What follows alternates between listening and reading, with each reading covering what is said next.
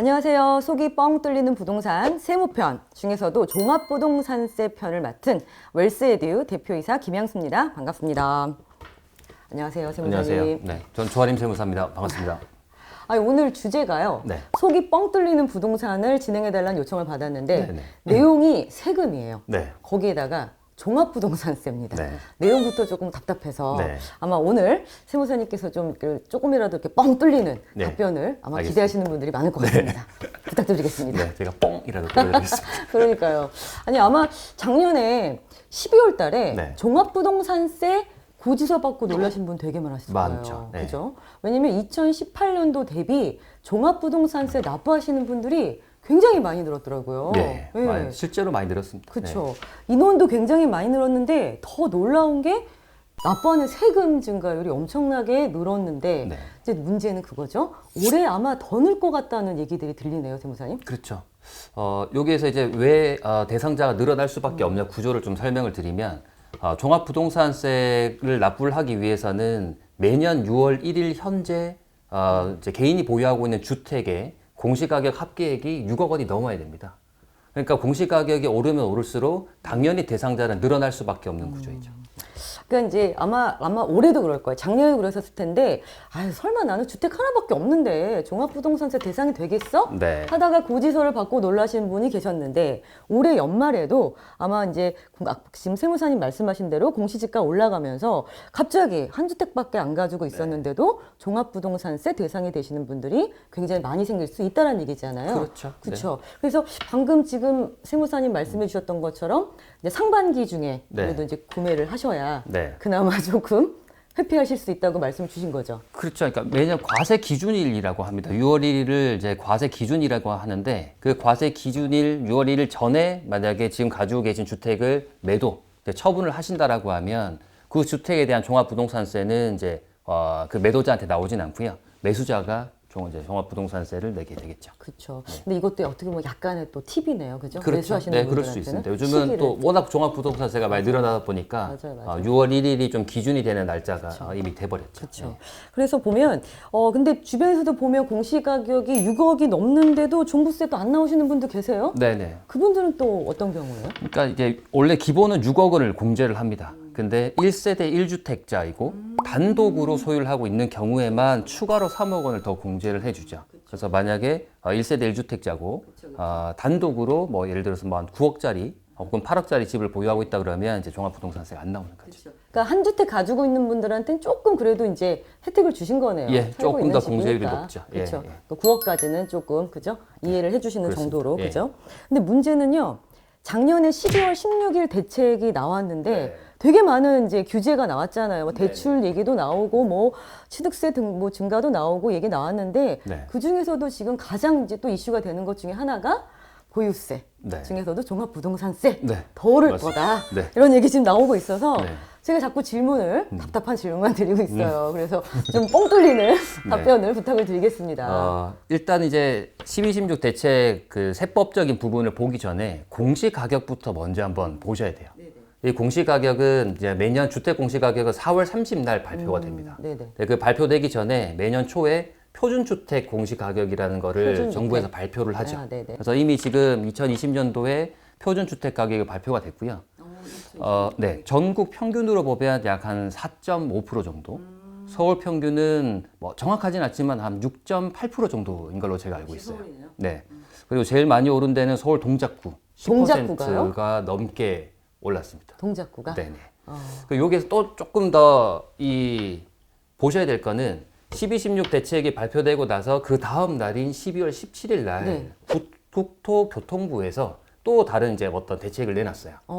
뭐 이름은 거창합니다. 2020년 주택시장 공시가격 신뢰성 제고 방안. 너무 길어. 네, 이게 이거 말 풀 많이 명칭이 힘들어. 제가 정확하게 네. 맞는지 모르겠어요. 네네. 어쨌든 그런 내용입니다. 네네. 거기에 보면 결국은 공시지가의 현실화율을 높이겠다라는 얘기고요. 그쵸. 그러니까 지금 현재 거래가 되는 시세의 반영률을 계속적으로 올리겠다는 높여가겠다라는 거잖아요. 거예요. 그죠? 그리고 또 이제 특히 이제 고가주택 같은 경우에는 최대 80%까지도 올리겠다라고 얘기를 하고 있기 때문에 그렇네요. 지금 이제 서울에 있는 뭐 평균 이 상승률은 전체의 평균이에요. 그러니까 고가주택은 그 평균 상승률보다 훨씬 더 높게 거죠. 오를 그쵸. 가능성이 많습니다. 근데 사실은 이렇게 주택 가격이 올랐다면은 굉장히 기뻐해야 되는 일이잖아요. 네. 근데 아까 잠깐 말씀하셨던 것처럼 세무사님이 주택 가격이 표준 공시지가가 네. 6.8이 올랐다. 네. 근데 걱정이 되는 건 그거예요.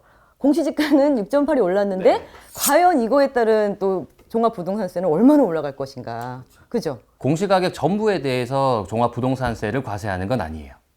공시가격에 공정시장 가액 비율이라는 걸 곱하게 되어 있는데 이 공정시장 가액 비율도 또 다시 점점 늘어날 겁니다. 2018년도에는 80%였고요.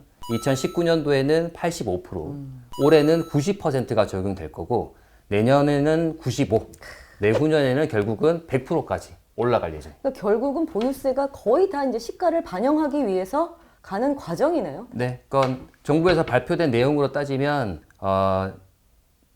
공시 가격의 현실화율을 80%까지 올리고 공정시장 가액 비율을 100%까지 올린다고 하면 고가주택 같은 경우에는 시세의 80%가 종합부동산세 과세 대상이다라고 보셔도 된다는 네네. 거죠. 그러니까요. 시세 대비 보유세를 이제 납부하게 되면 어마어마하겠네요. 납부하는 세금이. 세율도 한번 좀 살펴볼 거예요. 그러니까 네. 지금 이제 종합부동산은 결국은 이제 공시 가격에서 아까 앞서 말씀드린 공제 금액을 차감을 하고 거기에 이제 결국 세율을 곱하게 되죠. 이 세율도 올라갔습니다. 2019년도에 네네. 이미 2018년도 대비해서 많이 올라갔고요. 세율도. 예, 세율도 올라갔고 그리고 하나를 더 이제 눈여겨 보셔야 되는 거는 2018년도 거까지는 세율이 단일 체계였어요. 근데 2019년도에 들어오면서부터 조정 대상 지역 내 이주택자 그 혹은- 조정 대상 지역이 네. 정확하게 네. 어딜까요? 서울을 비롯한 여러 도시들이 그쵸, 있는데 많이 밑에 올라가요. 자막을 좀 참고하시면 될 거고요. 알겠습니다. 네. 그리고 이제 전국 지역 상관없이 전국으로 이제 내가 가지고 있는 주택이 만약에 3주택 이상이다라고 하면 네. 그러니까 조정 대상 내 2주택 혹은 3주택 이상자라고 하면 조금 더 높은 세율을 적용을 받게 돼요. 그리고 이제 2020년도 1216 부동산 대책에 따르면 2020년도의 세율도 더 올라갈 거고요. 그래서 결국은 최고 세율로 따지면 한 4% 정도까지 올라갈 수 있어요. 4%. 예, 물론 이제 계단식으로 적용이 되긴 그렇죠. 하지만 최고 세율을 따지면 4%까지 올라갑니다. 근데 여기서 약간 방금 말씀하신 것 중에 이제 느끼는 부분 중에 하나가 뭐였냐면 2주택자, 3주택자 분들에 대한 세율이 더 올라갈 거라는 지금 말씀을 주셨어요. 예, 세무사님이. 그쵸. 그죠? 그래서 사실 그걸 여쭤보려고 했거든요. 지금 나오는 얘기들을 들어보면 그래도 1세대 1주택자 분들께서는 네. 살고 계신 집이니까 어느 정도 그래도 좀 이런 것들 이해해 준다고 해야 되나요? 네, 네. 좀 그런데 2주택자, 3주택자 분들 같은 경우는요. 굉장히 과세율이 높다라는 얘기를 들었는데 네. 세율도 실제 더 많이 적용이 되고 네네. 좀 그런 부분들이 더 가혹하게 적용되는 부분들이 있나요? 그렇죠. 다주택자분들. 네. 그러니까 세율도 아까 앞서 말씀드린 것대로 오르고 그리고 또 하나는 이제 세부담 상한선이라는 거예요. 이 세부담 상한선이라는 거는 자, 매년 6월 1일 현재 가지고 있는 주택을 자, 작년에 그대로 가지고 있다고 계산을 하고 작년 기준으로 종합부동산세와 재산세를 계산을 합니다. 그래서 그 계산에서 나온 금액에 세부담 상한율이라는 걸 곱하게 됩니다. 그래서 그 곱한 금액을 초과해서 세금을 징수할 수는 없도록 되어 있습니다. 이게 과도한 이제 그렇죠. 세부담 상승을 그렇죠. 좀 이제 막는 네. 그런 규정인데 일반 주택, 그러니까 조정 대상 지역 내 2주택 혹은 3주택이 아닌 경우에는 그 상한율이 150%예요. 조금 낮죠. 150% 높은 거야. 낮은 거예요? 네. 아니, 왜냐면 지금- 제가 비교 대상을 말씀드릴게요. 자, 2주택자, 조정 대상 지역 내 2주택자는 자, 작년까지는 200%였고요. 네네. 3주택 이상자는 300%였습니다. 근데 12, 16 대책에 네네. 따르면 조정 대상 지역 내 2주택자도 이제는 200이 아니라 300%까지 올리겠다라고 많이 예정 방안을 내어놨죠. 아니 왜냐면 솔직히 좀 그렇잖아요. 지금 뭐 올라가는 게 뭐가 있어? 나 월급도 안 올라가고 사실은 그쵸? 뭐 사실 나 올라가는 게 하나도 없는데 네. 세금 올라가는 거에 대한 부담에서 뭐 150, 200, 300 얘기 나오니까 야 그냥 나는 내 집에 살고 있었을 뿐인데 네. 그죠? 갑자기 세금이 이렇게 계속 올라가는 부담을 겪고 계신 분들은 얼마나 힘들까? 자, 세부담 상한 관련해서 제가 아까 뭐 퍼센테이지를 말씀을 드렸는데 네. 실제로 제가 2019년 이제 12월 달에 이제 고객들이 고지서 실제 받은 고지서를 이제 저한테 이제 가지고 오셔가지고 실제 이게 맞는지 검토를 좀 해달라고 하는 요청들을 그쵸. 많이 받았어요. 근데 보면 상한선이 걸려 있는 경우가 꽤 많았습니다. 근데 그게 여기 뭐냐면 2019년도의 세부담 상한은 18년도 걸 기준으로 하죠. 그렇죠. 그러니까 2018년도의 세법을 그대로 따라가서 계산을 하는데 2018년도에는 세율도 안 올랐을 때였죠. 그리고 공시가격도 많이 오르기 전입니다. 2019년도 대비해서. 네. 그렇기 때문에 2019년도에는 상한이 걸리는 게 꽤 많았어요. 네네. 근데 2020년도는 더 무서울 겁니다. 그러니까요. 왜냐하면 이 상한을 계산하기에 앞서 기준이 되는 전년도 거를 구해야 돼요. 네. 그 전년도 거가 2019년도 게 이제 기준이 네네. 되는 겁니다. 네네. 이미 올해 이제 고지서를 받고 놀랐던 그 금액 대비해서 대비 또 300% 혹은 150%가 그러니까 너무- 상한선이 되는 거죠. 그러니까요. 그래서 더 올라갈 수밖에 없는 구조로 되어 있습니다. 그래서 간단하게 뭐 실제로 이제 잠실 엘스 아파트 한 30평형 그리고 마폴 레미안 푸르지오 30평형을 가지고 있는 고객 같은 경우에 올해 종부세가 약 한 1,400 정도 나왔고요. 내년에는 그 서울 평균 한 6% 정도 오른다고 가정해도 약 한 2,100만 원 정도가 나올 것으로 지금 2,100만 계산이 원이요? 돼요. 네. 결국은 세분함 상한이 영향을 많이 미친다고 볼 수 아니, 있습니다. 제가 아시는 분이 잠실에 사시는데요. 굉장히 평범한 직장인이세요. 네. 굉장히 운이 좋아서 들어가셨는데 제가 알고 있기로는 그분 연봉이 그거보다 약간 높은 걸로 알고 있는데 어떻게? 그죠?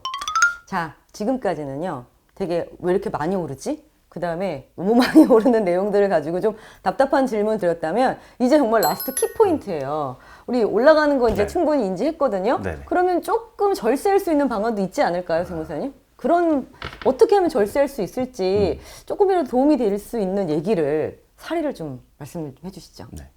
이게 제가 뭐 정말 아주 꿀팁을 드릴 수 네. 있으면 제가 아마 여기 안 있을 것 같아요. 저 혼자만 알고 있을 것 같은데 일단은 기본적인 부분은 당연히 6월 1일 전에 매도를 하시면 돼요. 그래서 지금 10년 이상 보유 중인 이제 주택 같은 경우에는 한시적으로 올해 6월 말까지는 이제 다주택자 중과 배제를 해주도록 되어 있기 때문에 네네.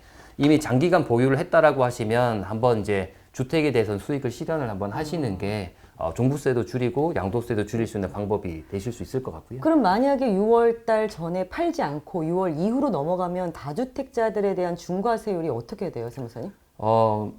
2주택자는 플러스 10%, 기본 세율에 플러스 아이고, 10%포인트가 더 네네. 되고 3주택 이상자는 20%가 플러스가 되는데 네. 더 중요한 거는 장기 보유 특별공제 하나도 적용이 안 아이고, 됩니다. 그래서 보유 기간이 에 따라서, 긴 거에 따른 그쵸. 어떤 이익을 한 번도 그렇네요. 하나도 보실 수가 없다는. 그렇네요. 예.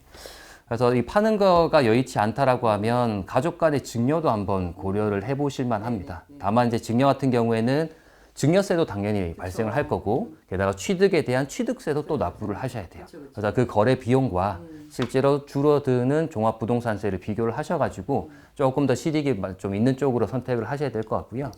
그리고 이제 배우자가 증여 공제가 이제 10년간 6억까지 적용이 되니까 만약에 단독으로 보유하고 계시는 경우가 많다고 하면 조금 이제 가족 간 증여를 적극적으로 고려해 보시는 것도 방법 중에 하나가 되고 그리고 이거는 조금 뭐 지역적일 수는 있지만 법인 전환을 하시는 경우도 많습니다. 그래서 그런 얘기 많이 그렇죠. 들리더라고요. 예, 근데 이 법인 전환은 조금 더 많이 이제 구체적으로 들어가는 얘기라 제가 이 자리에서 자세하게 드리기는 그쵸. 힘들고요. 맞습니다. 그래서 뭐 그 정도 방법을 한번 고려를 해보시고 그리고 마지막으로는 주택임대사업자 등록하시는 거예요. 그렇죠. 예. 네네. 물론 지금 9.13 대책에 따라서 2018년도 9월 13일 이후에 취득하는 주택, 그러니까 다주택자가 조정대상지역내 주택을 취득한다라고 하면 합산 배제가 안 됩니다. 임대 등록 하신다 하더라도. 다시 얘기하면 그 전에 사셨던 주택이라고 하면 네네. 아직까지 여지가 남아 있어요. 그래서 등록하시고 종부세 합산 배제 신청을 하시면 종부세를 조금 조금 줄일 수 낮추실 수 있겠네요. 있죠. 그쵸? 네네, 그렇습니다. 그러니까 모든 세금이 약간 이제 그 누진되고 또 가산되는 포인트가 이게 합산이 되면 합산이 될수록 더 세금이 과세가 세게 되니까 네. 명의도 좀 분산하시고 좀 매도도 고려하시고 네. 이런 것들 좀 다양한 방법들을 고려해서 좀 세금을 줄일 수 있는 방법을 고민을 해봐야겠네요, 예, 세무사님. 그죠? 네. 지금 이제 짧은 시간 동안 몇 가지 팁을 주셨는데요. 이거에 대한 좀 더 자세하고 디테일한 내용은 저희가 또 다음 시간에 말씀을 드리도록 하겠습니다. 여기서 인사드리겠습니다. 감사합니다. 감사합니다.